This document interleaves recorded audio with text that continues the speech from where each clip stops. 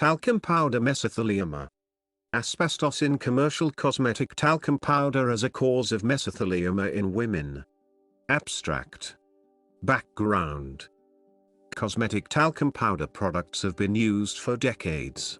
The inhalation of talc may cause lung fibrosis in the form of granulomatous nodules called talcosis. Exposure to talc has also been suggested as a causative factor in the development of ovarian carcinomas, gynecological tumors, and mesothelioma. Purpose: to investigate one historic brand of cosmetic talcum powder associated with mesothelioma in women. Methods: transmission electron microscope, TM. Form-coated grids were prepared with concentrations of one brand of talcum powder directly on filters, from air collections on filters in glove box, and simulated bathroom exposures and human fiber burden analyses. The grids were analyzed on an analytic TEM using energy dispersive spectrometer, EDS, and selected area electron diffraction, SAED, to determine asbestos fiber number and type. Results: this brand of talcum powder contained asbestos, and the application of talcum powder released inhalable asbestos fibers.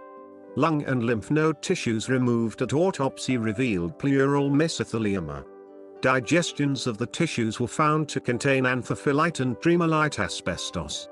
Discussion: through many applications of this particular brand of talcum powder, the deceased inhaled asbestos fibers, which then accumulated in her lungs and likely caused or contributed to her mesothelioma, as well as other women with the same scenario.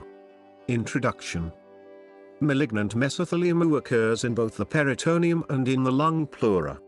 Mesothelioma cases have been attributed to direct occupational exposure, indirect exposure, and secondary exposure. A higher rate of idiopathic mesothelioma has been reported in women, as no link between asbestos exposure and patients has been identified. Previous research suggests that ovarian cancer and peritoneal mesothelioma may be directly attributed to the use of talcum powder contaminated with asbestos, or from exposure to partners occupationally exposed to asbestos. Using talcum powder in closed spaces may increase the likelihood of inhaling the powder laced with asbestos. Repeated applications increase the opportunities for inhalation, and the asbestos could become concentrated in the peripheral airways and alveoli of the lungs of the talcum powder users. This has been supported by the presence of granulomas in the lungs of some talcum powder users. In 1976, Roland Langer tested 20 consumer products labeled as talc or talcum powder, including body powders, baby powders, facial talcums, and a pharmaceutical talc. Of the 20 products tested, 10 were found to contain dreamolite and anthophyllite, principally asbestiform. The product with the highest asbestos content was the same product tested in this study. Both asbestiform anthophyllite and asbestiform dreamolite were found in the Roland Langer tests. Given that asbestos has been determined as the primary cause of mesothelioma, it is important to note that cosmetic talc contained asbestos in the past. The contamination results from the mining process, since ore specimens taken directly from the mines have repeatedly been tested and shown to contain asbestos, most often anthophyllite and dreamolite, but also serpentine chrysotyl asbestos. In part from the review of corporate documents and the sworn testimony of those responsible for the sourcing of talc used in the products studied here, it was determined that 3 mines provided the raw material for use as talcum powder. The talc used by this cosmetic company that manufactured and distributed the talcum powder was from 3 distinct regions: the Willow Creek Mine in southwest Montana, the Regal Mine near Murphy, North Carolina, and imported talc from the Valchisano region of the Italian Piedmont. The specific geology of talc is an important indicator of whether a talc source may be contaminated with asbestos. These 3 mines all contained asbestos fibers, anthophyllite, and dreamolite. The Valchisano talc from Italy was studied by Puli in 1972. Mine sample had intergrowths with serpentine type, chrysotyl asbestos along with tremolite and anthophyllite asbestos. The talc from Italy was named American Ground Italian and designated as Agu 1615.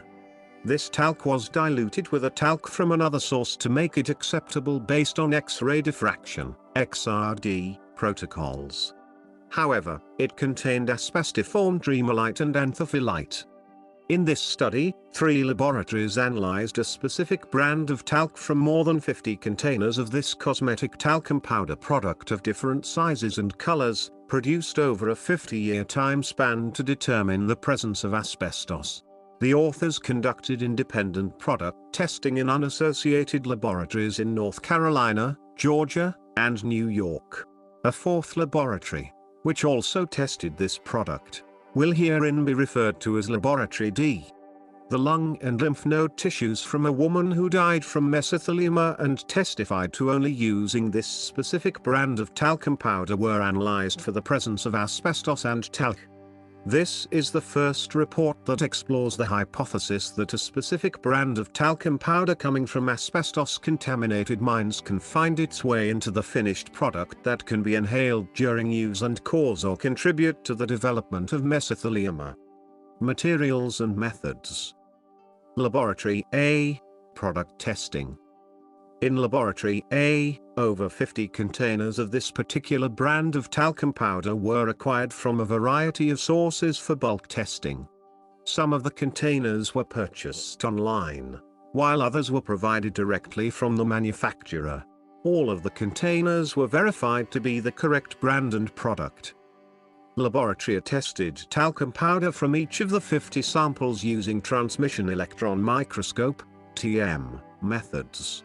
The procedure for testing by Lab A was as follows. 0.01 grams of talcum powder was removed from its vial and suspended in 1 milliliter of distilled water with 1 to 2 drops of ethanol by brief sonication. From this suspension, 10 L aliquots were removed and placed on a series of 5 formva-coated nickel grids, 100 grid openings each. In some cases, it was necessary to prepare additional sets of 5 grids from the same 0.01 grams sample of powder. The drops were allowed to dry in a covered petri dish. The grids were then examined and analyzed with a Hitachi H7000 stem equipped with an Avex energy dispersive spectrometer, EDS, for elemental composition and relative amounts of elements. The microscope was equipped with a tilt stage and a rotary specimen holder, which was employed with selected area electron diffraction (SAED) analyses, as described below. Structures seen as fibers measuring at least 5 micrometers in length with aspect ratios of 5?1 or greater were analyzed to determine if they were regulated asbestos mineral fibers. We used EDS to chemically establish the presence of asbestos fibers and the crystalline structure was assessed using SED. All 100 grid openings were observed and analyzed on each of the 5 grids for each product sample, at least 500 grid openings per sample analyzed. Analyses were performed using a modification of the techniques described by Yamate et al., and similarly adopted techniques used by the Environmental Protection Agency, EPA. American Society for Testing and Materials, ASTM, and International Organization for Standardization. All techniques required the use of a TEM equipped with an EDS system. Only in Yamate Level 3 is the tilt and rotary stage optional to perform advanced SED zone axis analysis. Yamate et al. Stated that zone axis diffraction analysis is useful in differentiating between otherwise unidentifiable fibers. In the laboratory analysis, zone axis analyses were not necessary as the identified amphiboles clearly demonstrated that they were asbestiform tremalite and anthophyllite confirmed by morphology, EDS chemistry, and characteristic 5.3 intero repeats on diffraction without tilting. Both asbestiform and non-asbestiform particles and fibers were present. However, in most cases this manuscript will refer to asbestiform fibers and state when they are tremalite, anthophyllite, or chrysotile type asbestos. A non-asbestos tremalite, anthophyllite will not be referred to as asbestos. To calculate the fiber concentrations per gram of talcum powder, We first determined the number of asbestos fibers on average per grid opening. This number was multiplied by 552. The product of that equation was multiplied by 100, and then divided by 0.01 to yield the fibers, gram talcum powder value. The constant, 552, is the number of grid opening areas on the entire grid. 100 is the number of 10 L drops in 1 milliliter that the talcum powder was dispersed, and the 0.01 was the weight of the talcum powder dispersed. Quality control procedures, which included testing of blanks from water, working in a clean hood environment, and working with only one sample at a time, ensured that no laboratory contamination of samples. Laboratory B, asbestos releasability testing. To determine if the user could inhale asbestos during a talcum powder application, Laboratory B assessed asbestos releasability by air sample. Air samples were generated during simulation in a glove box, consistent with normal product use in a controlled environment. These three samples included the same samples tested by Laboratory A. Environmental and personal air samples were collected using standard airborne asbestos techniques, using high-volume air pumps for environmental, stationary samples inside and outside of the controlled area, and low-volume air pumps for personal samples taken at a distance comparable to the breathing zone of the person simulating application. Standard TEM 385 square millimeters effective filter area 25 millimeters cassettes with 0.45 mmCe filters were used on the flow-calibrated high 7 to 12 liters/min closing parenthesis and low volume 1 to 4 liters/min closing parenthesis air pumps. The resulting air samples were analyzed for airborne asbestos following the analytical procedures described in the U.S. Environmental Protection Agency Code of Federal Regulations 40 CFR Part 763, Subpart E, Appendix A, AHERA for direct preparation of MCE filters.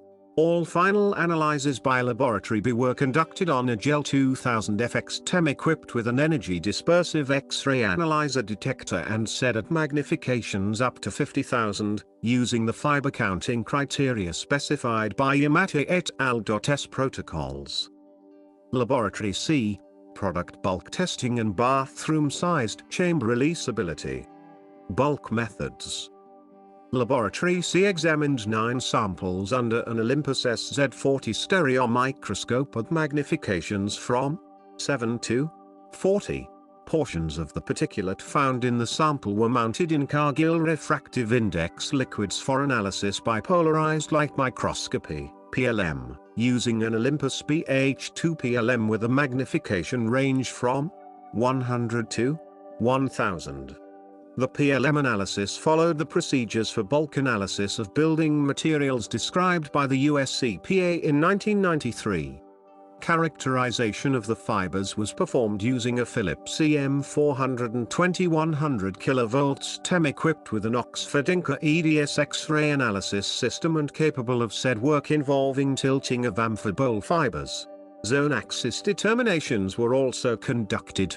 We used TEM asbestos fiber counting criteria of fibers greater than 0.5 m in length with at least a 5?1 aspect ratio as described in Asbestos Hazard Emergency Response Act, AHERA, and ASTM methods, D6281, D5755, D5756, and D648. Data were recorded using the ASTM D6281 format. XRD analysis was performed by an outside laboratory, DCM Science Laboratory Incorporated, Wheat Ridge, Colorado, USA, scanning over a range of 3 to 45 degrees to, using 40 kilovolts, 25 milliamperes K, radiation. Mineral phases were identified with the aid of computer-assisted programs accessing a CD-ROM powder diffraction database. Air testing. Tests to determine airborne levels of asbestos fibers resulting from application of this brand of talcum powder were performed in a testing chamber. The chamber was built to match the bathroom of the patient that used this brand of cosmetic talc. Her bathroom was measured at 7 feet, 9 inches high by 5 feet by 4 feet, 1 inch. All talc products used in these chamber tests had previously been tested in laboratories A, B, or both. Air test, shaker container. Using personal protective equipment, a volunteer applied one of the bulk-tested cosmetic talcum powders to his body using a shaker container.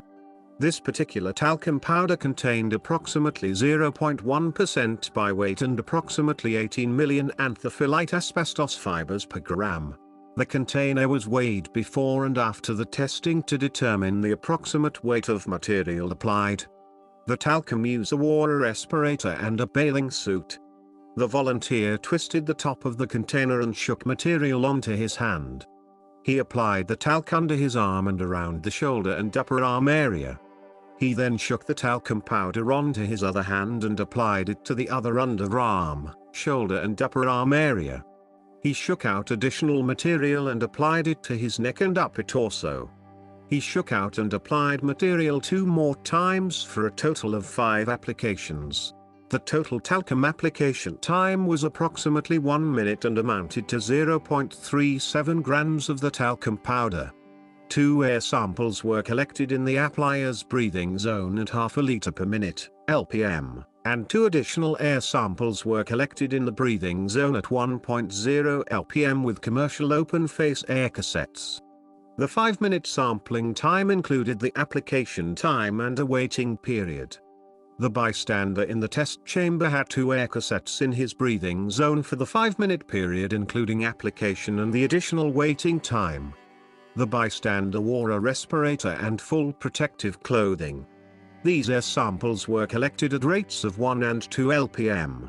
No activities were conducted during the waiting period other than checking the pumps and cassettes. The air filters and 2 additional blank filters were analyzed by phase contrast microscopy, PCM, using National Institute for Occupational Safety and Health, NIOSH, method 7400. 2 air samples and 2 blanks were also analyzed by NIOSH method 7402 via transmission electron microscopy to determine the percentage of asbestos fibers among the fibers counted by PCM. An air sample collected from within the test chamber before the study was analyzed by a more sensitive temp procedure following the EPA HERA method. Air testing puff applicator. In this test, a volunteer applied a different cosmetic talcum powder sample using a puff applicator. This particular talcum powder contained approximately 0.05% anthophyllite asbestos, approximately 70 million asbestos fibers per gram. The container was weighed before and after the testing to determine the approximate weight of material applied. The talcum user wore a respirator and a bathing suit. The talc user opened the puff container and applied the talcum powder as described above, only this time with a powder puff. He then repeated the process for a total of 6 applications. The talcum application time was approximately 1 minute. 2 air samples were collected in the applier's breathing zone at 0.5 LPM for a sampling period of 4 minutes. 1 air sample was collected for a shorter period, 3.3 minutes, that included the application period. Another air sample was to be collected after the application period, but this sample was voided because the volunteer hit the air cassette and the cassette fell off the vacuum hose. The bystander in this test followed the same protocol as described above. Both air samples were collected at a rate of 0.5 LPM. No activities were conducted during the waiting period other than checking the pumps and cassettes. The air filters and 2 additional blank filters were analyzed by PCM using NIOSH method 7400 as described above. 1 air sample and 2 blanks were also analyzed by NIOSH method 7402 via TEM to determine the percentage of asbestos fibers among the fibers counted by PCM. 30 An air sample collected from within was tested as described above by EPA HERA method. Human tissue analysis. TEM. Tissue samples from a woman with no other known exposure to asbestos other than her use of the product tested was supplied to laboratory. A human tissue analysis was performed according to the techniques described in Wu et al. Lung and lymph node tissue was received fixed in formalin. Half of the tissue was removed from the lung and the lymph node tissue. 2 grams of lung tissue were divided twice. The 2 halves of the lymph node weighed 0.16 grams together. The 2 specimen types were separated throughout the study. The tissue from each was first digested in a 5% solution of potassium hydroxide, KOH, for approximately an hour at 60 degrees Celsius. The dissolved lung and lymph node material was then centrifuged in a high-speed centrifuge to separate the inorganic material from the dissolved organic tissue. The solute material containing the dissolved organic material and CO was removed and distilled water was added. The inorganic material was resuspended in the water by brief sonication. The material was re-centrifuged and the process of washing the inorganic material was performed 5 times.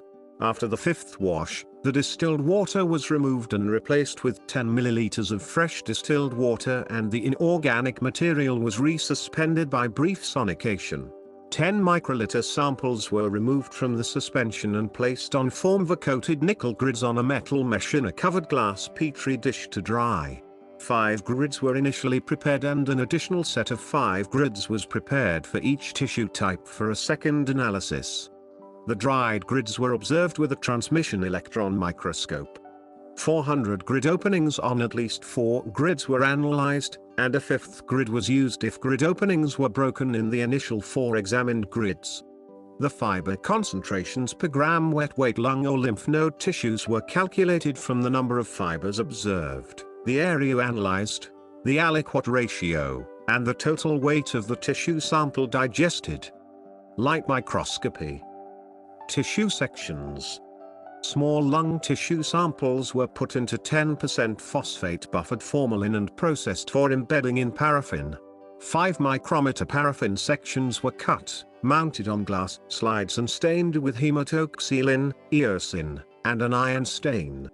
The tissue was evaluated for the presence of altered morphology and/or ferruginous bodies, 2 characteristics often seen in lung tissues that are a byproduct of iron-rich protein deposits on asbestos fibers resulting from macrophage-frustrated phagocytosis. Digested lung and lymph node tissue. 250 microliters of digested lung and lymph node material suspension used for TEM analyses was placed in a cytocentrifuge and the slides were cover-slipped and observed by phase contrast light microscopy. The entire area was counted for ferruginous bodies and calculated back to the weight of the tissue to determine the concentration of bodies per gram of wet weight tissue. Scanning electron microscopy, SEM. Some samples were prepared by taking 250 L of the suspended inorganic material used for the TEM and light microscopy analyses and placed on a 0.1 pore size nuclear pore filter mounted on a carbon planchette on an aluminium SEM stub. The material was allowed to dry in a covered petri dish. The stub was then coated with vaporized carbon and observed with a Hitachi S4300 field emission scanning electron microscope equipped with an AVEC CDS system. The entire filter sample surface was scanned for fibers and asbestos bodies. Results. All 3 laboratories confirmed in multiple tests the presence of asbestiform anthophyllite and asbestiform dreamolite in the talcum powder products, just as had been found and described by Roland Langer over 3 decades ago. Initial bulk analyses of 50 samples of this product in laboratory showed that all of the samples contained asbestos fibers. 80% contained only anthophyllite asbestos, 8% only dreamolite asbestos, 8% anthophyllite and dreamolite asbestos and 4% anthophyllite, tremolite, and chrysotile asbestos. The range in asbestos concentrations of fibers greater than 5 m in length were calculated to be, at a minimum, between 1840 and 1?104?000 fibers per gram of talcum powder. More than 80% of the tested cans and plastic containers contained over 10 %000 asbestos fibers, gram of talcum powder. 4 of the containers had less than 5,000 fibers per gram and 6 containers had more than 250 %000 fibers per gram. However, it should be noted that there were many asbestos fibers that also had aspect ratios less than 8 %1. These fibers were generally found to be shorter than 5 m and were noted, but not counted in the original product testing or in the lung and lymph node tissue testing by laboratory A. There were also a number of fibrous talc particles that were easily distinguishable from asbestos by morphology. If there was a question regarding their identity, both EDS and SED were employed to recognize such fibers as talc. All the fibers that were actually counted in bulk and tissue preparations were 5 m or greater in length, with aspect ratios for the most part greater than 10 %1. The majority of asbestos structures counted demonstrated aspect ratios greater than 15 %1, with many greater than 20 %1. A minimum of 4 fibers was identified in each sample, making the concentration determinations of asbestos statistically significant and reproducible. Laboratory C, using PLM, TEM, and XRD, tested 9 samples of the specific brand of talcum powder described above. Generally, the PLM analysis showed that the samples contained both platy and fibrous talc, less than 1% by volume of the PLM visible amphibole fibers and some quartz. The majority of the PLM amphibole particles had low aspect ratios, length to width, but some were more than 10 %1. By XRD, one of the talcum powder samples was found to contain 4% anthophyllite. No amphibole minerals were detected in the other 8 samples by XRD. The XRD detection limit was approximately 2% by weight. In TEM analysis, all 9 samples were positive for amphibole asbestos, primarily anthophyllite, and were confirmed with zone-axis electron diffraction measurements. At least 5 asbestos fibers per sample were recorded in each sample, with concentrations ranging from 0.004 to 0.9% by weight and from 3 to 200 million asbestos fibers per gram of fibers greater than 0.5 m in length with at least a 5 %1 aspect ratio. Air monitoring. Releasability of asbestos into the air from the products was assessed by glove box simulation testing by Laboratory B, and by full chamber testing by Laboratory C. In a manner consistent with methods used by the EPA, NIOSH ASTM, study product body powders and dusting powders were applied hand to hand and hand to arm. Consistent with bulk testing results, anthophyllite and dreamolite asbestos was repeatedly found in the air tests resulting from these simulations. Shaker container test. The shaker application test used 0.37 grams of talcum powder. For the talc user, the average PCM fiber concentration in his breathing zone during application was 4.8 f cc, 3.1, 7.3, 3.9, and 4.9 f/cc. The asbestos to total fiber percentage as determined by TEM was 40%. Therefore, the asbestos concentration in the breathing zone of the talc user during application was 1.9 f/cc. For the bystander, the PCM fiber concentration was 1.35 f/cc, 0.9 and 1.8 f/cc, and the TEM-derived percentage of asbestos was 35%, which results in a bystander asbestos concentration of 0.5 f/cc.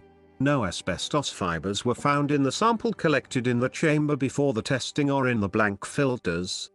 Puff application. The puff application test used 6.25 grams of talcum powder.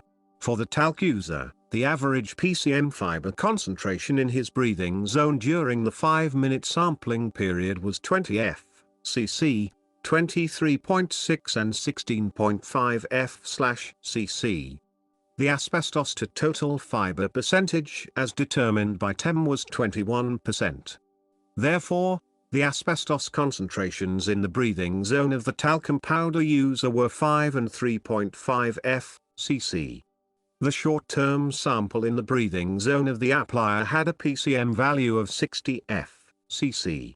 Using the TEM-derived percentage of asbestos of 10%, result for the short-term sample was an asbestos concentration of 13 f.cc. For the bystander, the PCM fiber concentration was 11.7 f.cc, 13.7 and 9.7 f/cc. Using the minimum TEM-derived percentage of asbestos of 36% results in a bystander asbestos concentration of 4.9 and 3.5 f.cc. No asbestos fibers were found in the sample collected in the chamber before the testing or in the blank filters. The tests performed independently by Laboratory C using a bathroom-sized room confirmed the findings for asbestos fiber release found by Laboratory B's glovebox testing. Samples showed that significant concentrations of anthophyllite, tremolite, and occasionally chrysotyl asbestos were released in the simulated application of several iterations of the products. This confirmed not only the presence of asbestos in the talcum powders, but also that the asbestos contained in the friable powders was easily aerosolized in a manner consistent with the product's intended use, confirming the hypothesis that the cosmetic powders are capable agents of exposure to asbestos. Human tissue analysis.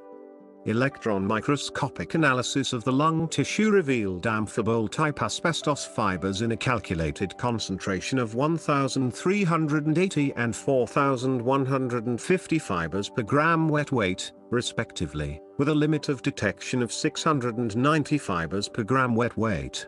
All fibers counted were 5 m or greater in length and had aspect ratios of 20*1 or greater. The amphiboles were identified by EDS and SED analysis as anthophyllite and tremolite asbestos. The asbestos fibers were seen in a ratio of 1*1 and 2*1, respectively, anthophyllite/tremolite. There were many anthophyllite and tremolite asbestos fibers less than 5 m in length that were not counted. The majority of these smaller asbestos fibers were of the anthophyllite type. Light microscopic analysis of the cytocentrifuge preparation revealed a calculated concentration of 140 asbestos bodies per gram wet weight of lung tissue by phase contrast light microscopy in both samples. Electron microscopic analysis of the lymph node tissue revealed amphibole asbestos fibers in a calculated concentration of 12*738 fibers per gram wet weight, with a limit of detection of 2,123 fibers per gram wet weight. All counted fibers were at least 5 m in length with aspect ratios of 10*1 or greater.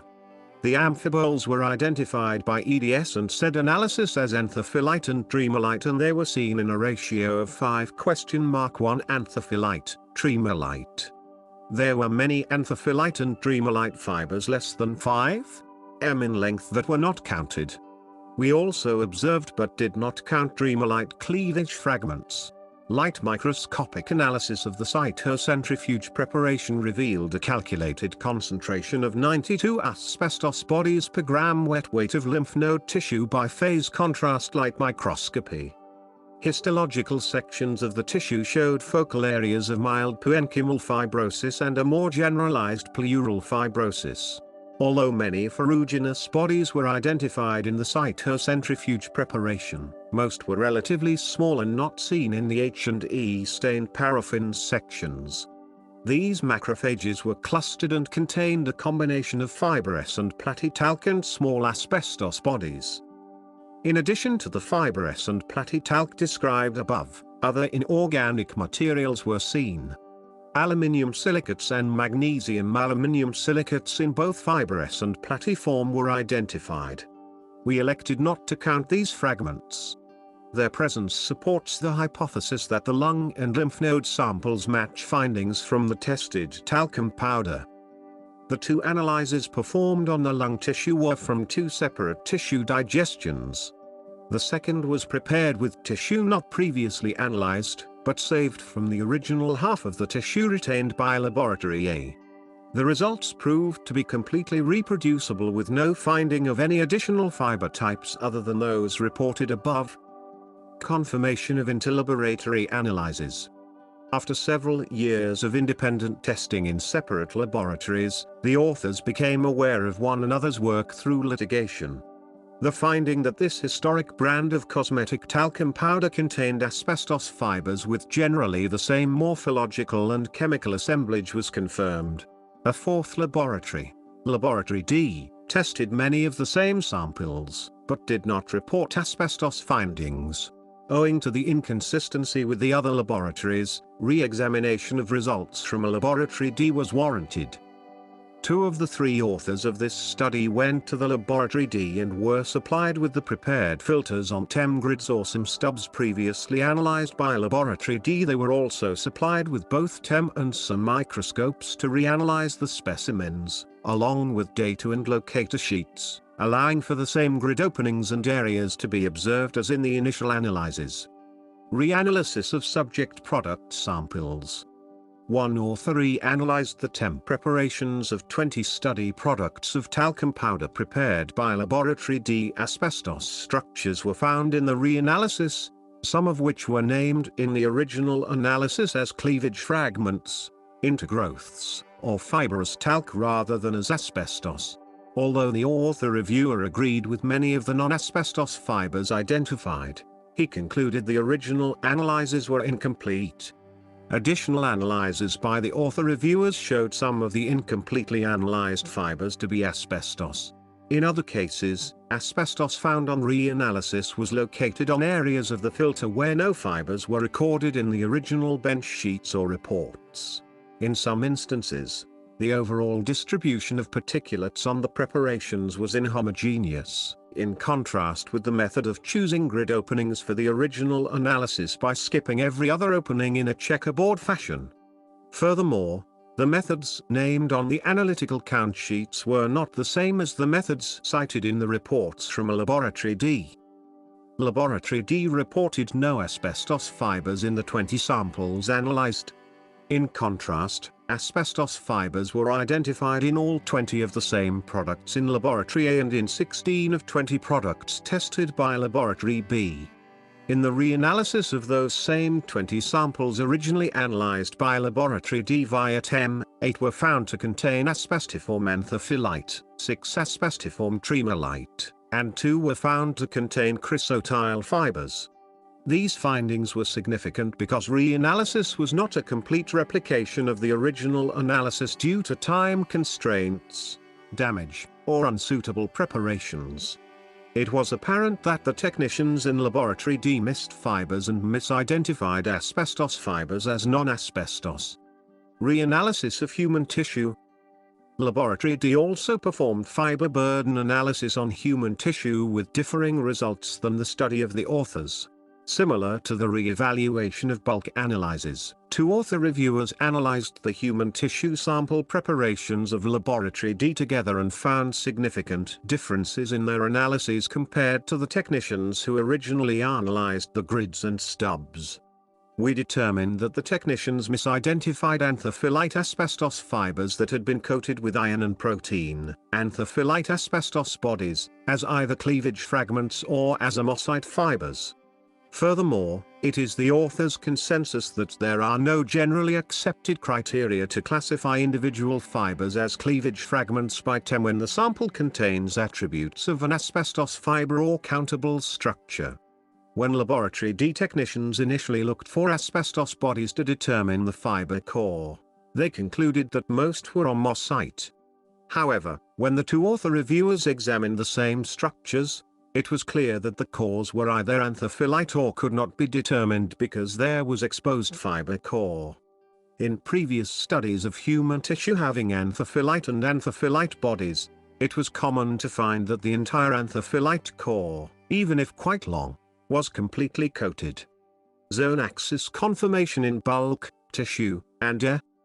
Laboratories A, B, and C confirmed original amphibole asbestos structures by zone axis diffraction.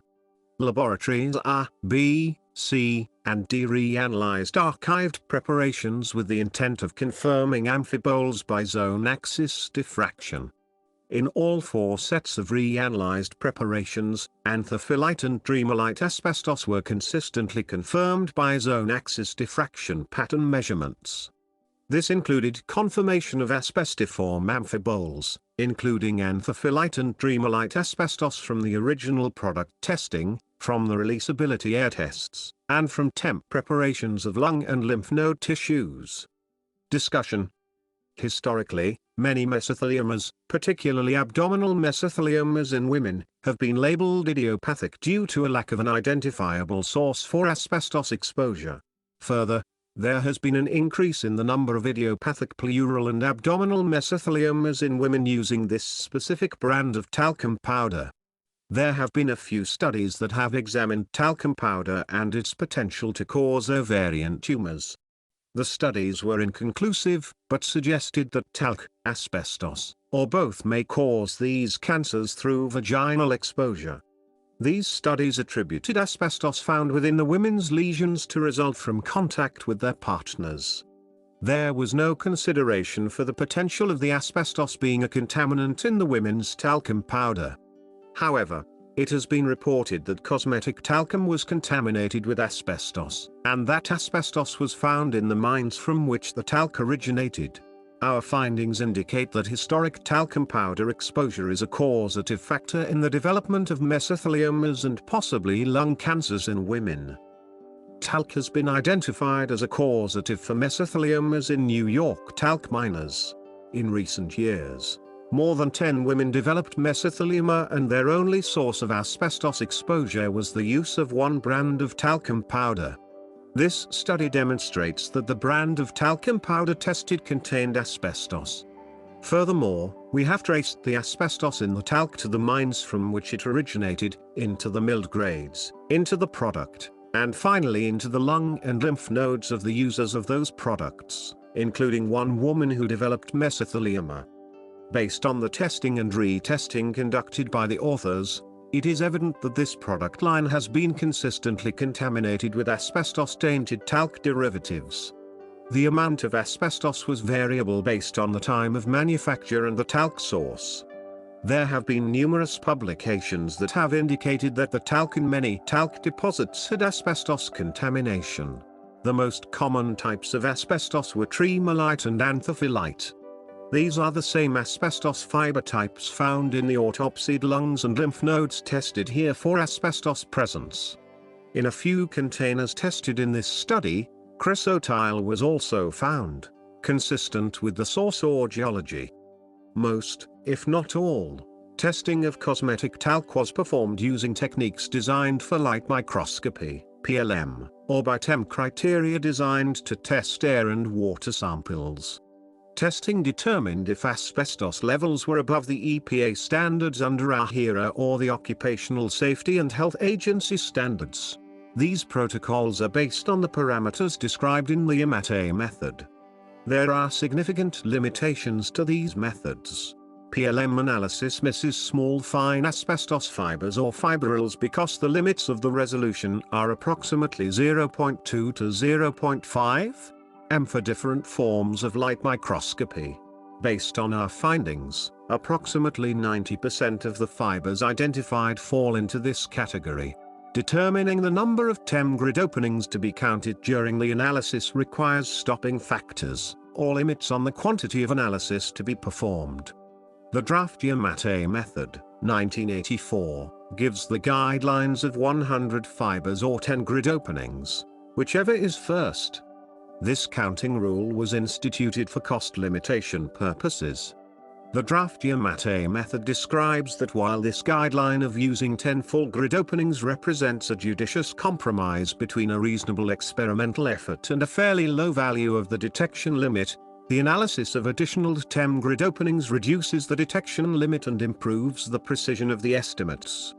In the talc study described here, a very low level of detection was desired, and therefore, in some cases, as many as 500 plus grid openings were analyzed to reduce the detection limit and improve sensitivity of the test. TEM testing has been adequate for evaluating building material asbestos abatement projects, local air sampling, and potential water contamination with asbestos. However, these criteria are not acceptable for assessing asbestos fiber burden analyses in human tissues and for low asbestos content products that are used intermittently in small quantities over long periods of time, such as cosmetic talcum powder. Talc-related asbestos exposures can be heavy at times, above 4,000 cc. The inhaled asbestos fibers are extremely variable in the causation of asbestos-related tumors, and fiber burdens found in the deceased woman were within the reported ranges for amphiboles to be causative factors in the development of such a tumor. Therefore, it is imperative to analyze products such as talcum powder for small amounts of asbestos fibers. This requires that the limits of detection be lower than levels required in a typical UMAT-A analysis. The author review has observed that the laboratory analyses were done using UMAT-A methodology and no more than 10 to 25 grid openings on bulk TEM grid preparations were observed.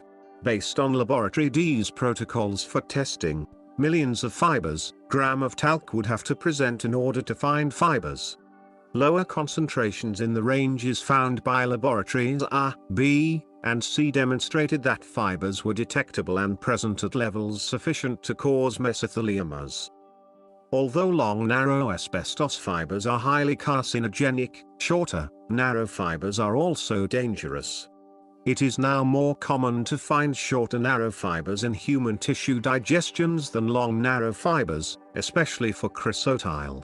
This study provides evidence that low concentrations of asbestos in raw materials do not necessarily correlate to low health risk.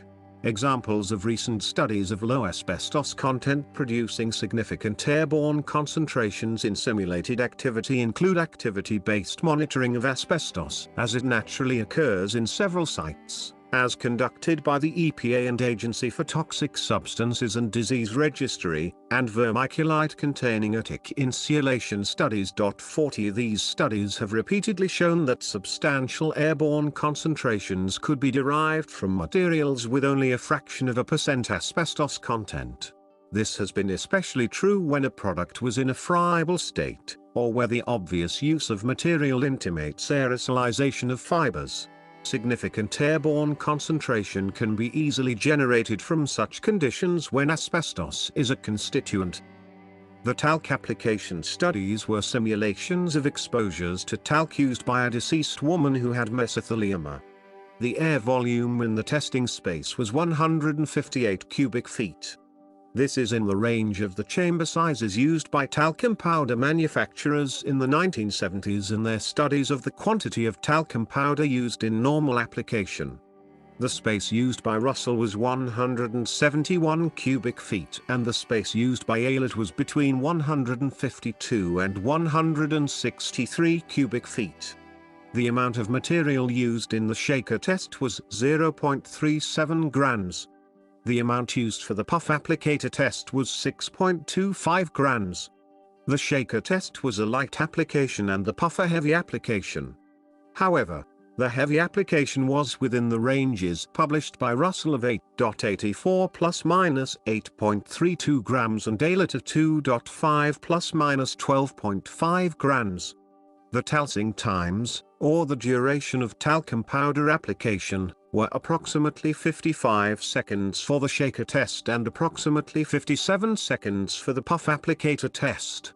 These were within the ranges published by Russell of 83 plus minus 33 seconds and Eilert of 28 to 78 seconds for adult dusting. 44,45 Laboratories A and B determined that the contaminated talcum powder released inhalable asbestos into the air. Another issue in this study was the documentation and identification of cleavage fragments. The scientific community has not generally adopted cleavage fragment differentiation criteria. It is unclear how to identify a cleavage fragment once the stone or material has been finely ground. Two criteria for distinguishing cleavage fragments from asbestos fibers have been proposed. The first is that the ends of cleavage fragments have oblique angles, and second is that the aspect ratios are all less than 20?1. The ends criterion has not been validated with known asbestos cleavage fragment standards, and while an aspect ratio of 20?1 suggests that a fiber is likely to be an asbestos fiber, some fibers with aspect ratios below 20?1 are also asbestos. As the fiber aspect ratio increases, the percentage of asbestos fibers versus cleavage fragments also increases. However, this criteria falls short when the fiber is extremely thin and is the smallest unit of diameter of a fiber. When these small fibers are removed and analyzed from human tissue, these criteria have to be discarded because enzymes with basic and acidic molecules within cells can leach elements from the surface, causing a breakdown of the fibers, especially when thin in diameter. Van Orden et al. Propose criteria to identify cleavage fragments by some. 46 The criteria are based on surface contours which identify a cleavage fragment. However, this method has not been verified and is not generally accepted. There were no photographs of TEM or high-resolution high magnifications provided by Laboratory D, which classified potential asbestos fibers as cleavage fragments. In conclusion, we found that a specific brand of talcum powder contained identifiable asbestos fibers with the potential to be released into the air and inhaled during normal personal talcum powder application. We also found that asbestos fibers consistent with those found in the same cosmetic talc product were present in the lungs and lymph node tissues of a woman who used this brand of talc powder and developed and died from mesothelioma.